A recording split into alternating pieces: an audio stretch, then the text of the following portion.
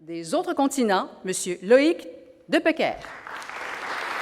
Ancien élève de l'École normale supérieure, agrégé de grammaire et professeur en sciences du langage à l'Université Paris-Sorbonne, Loïc Depecker est depuis 2015 délégué général à la langue française et aux langues de France, poste clé de la politique linguistique française et des actions officielles de l'État en matière d'aménagement linguistique et terminologique du français.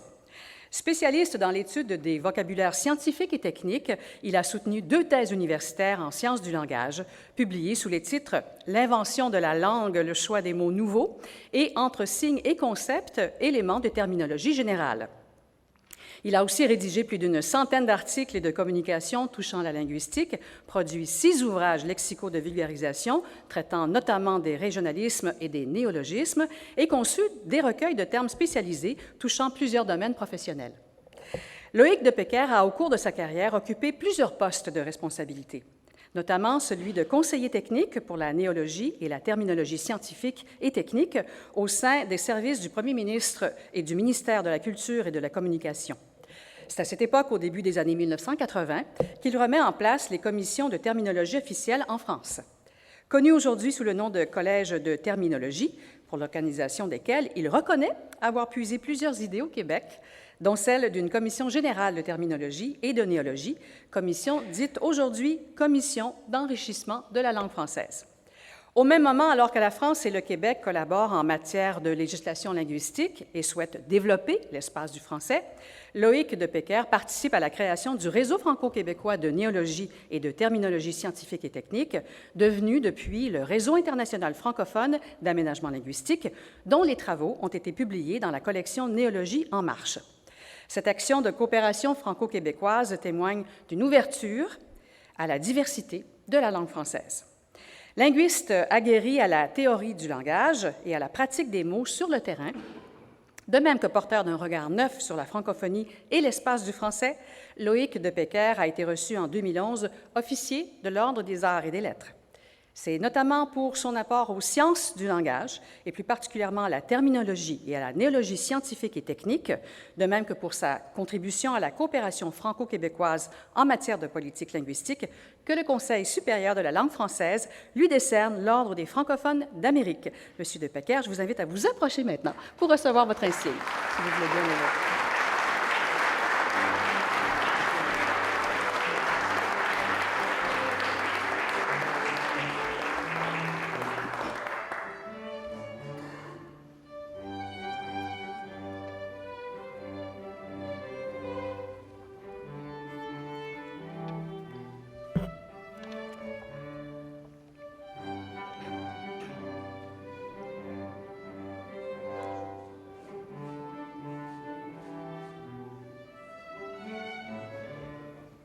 Monsieur le ministre, monsieur le maire, monsieur le président du Conseil supérieur de la langue française, mesdames et messieurs les parlementaires, chers collègues, chers amis, surtout du Québec,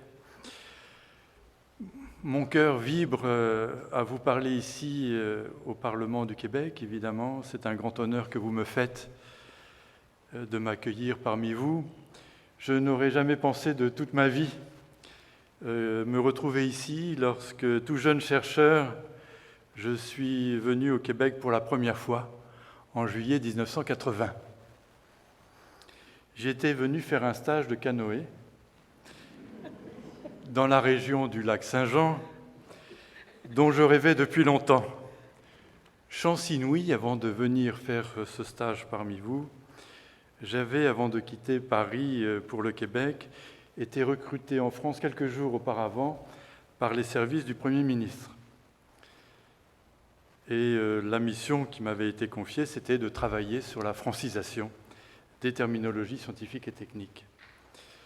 Mon directeur chez le Premier ministre, directeur de la langue à l'époque, m'avait indiqué que si je venais en vacances au Québec, ce serait bien que je passe à l'Office de la langue française.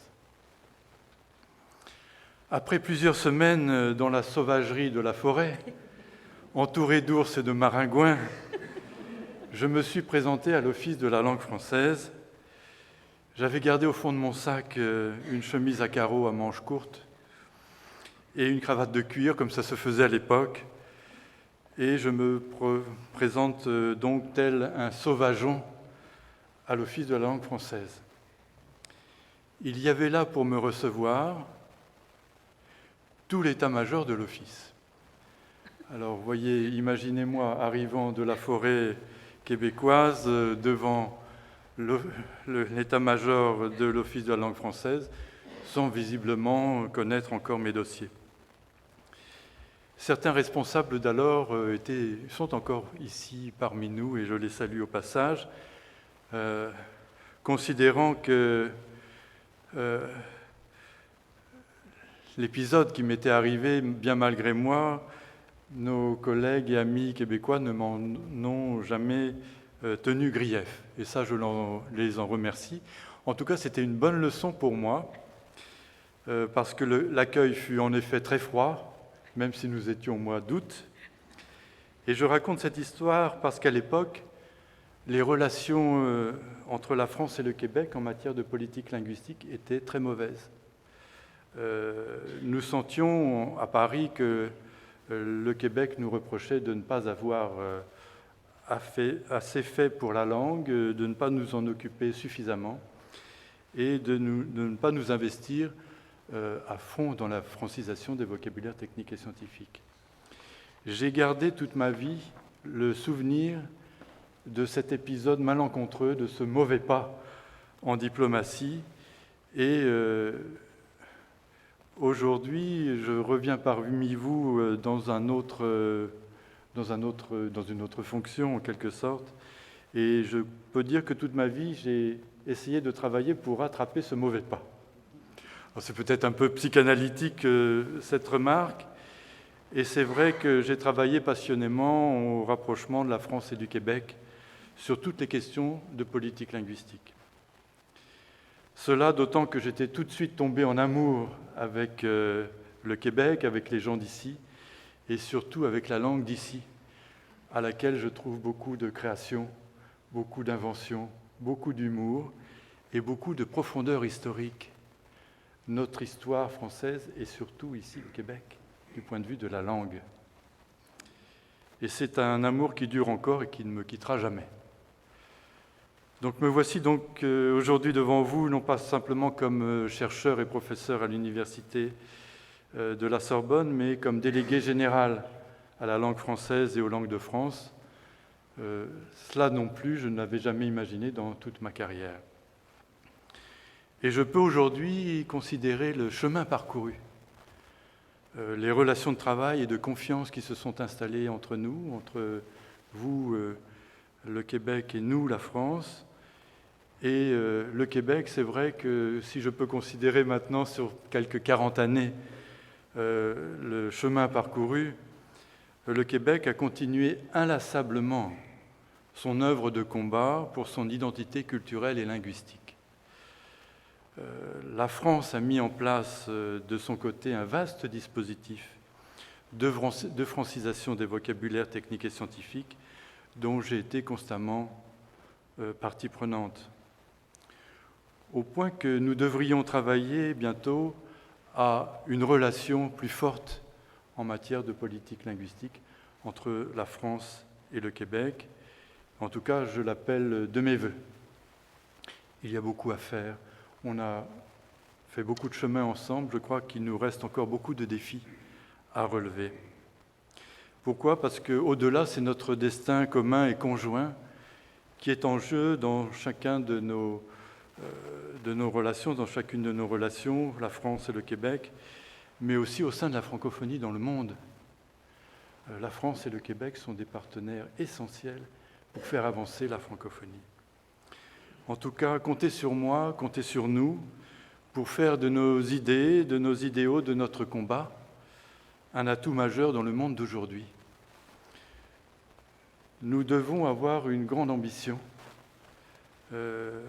Cette ambition, c'est de faire de la francophonie une puissance mondiale. Elle commence à le devenir. Et la langue française est effectivement porteuse de cette puissance. Et l'une de mes ambitions avec les collègues francophones, les collègues du Québec également, de faire du français l'une des grandes langues de la mondialisation. Nous avons beaucoup d'atouts en main, Monsieur le ministre. Il faut les jouer. Nous avons 900 000 professeurs de français dans le monde. Nous avons une demande de français, d'enseignement du français, qui est exponentielle. Nous n'arrivons même plus à répondre à la demande. Et nous avons devant nous, je pense, un grand enjeu. La question de la terminologie est un peu derrière nous, puisque le français est aujourd'hui, comme vous le disiez tout à l'heure, devenu une langue absolument moderne, qui est susceptible de désigner toutes les réalités d'aujourd'hui. L'autre grand chantier que j'ai ouvert et que je souhaite ouvrir avec nos amis québécois, c'est le chantier de la rédaction du français technique et scientifique. Il faut que nos chercheurs, il faut que nos enseignants continuent de publier et de rédiger en français. Nous avons pour cela une chance inouïe, c'est que la toile est arrivée, l'Internet est là, et qu'il est tout à fait possible de diffuser largement nos recherches en français. Il est tout à fait possible d'avancer dans toutes les directions, la diffusion des terminologies scientifiques et techniques, la rédaction technique et scientifique en français. Plus un autre horizon qui se dégage maintenant, c'est l'apprentissage du français dans le monde à partir de l'Internet. Merci à vous, merci à toute l'organisation et puis merci au Conseil de la langue française et à l'Office québécois de la langue française qui m'ont amené jusqu'à vous aujourd'hui, malgré ce faux pas diplomatique de mes jeunes années. Merci à tous.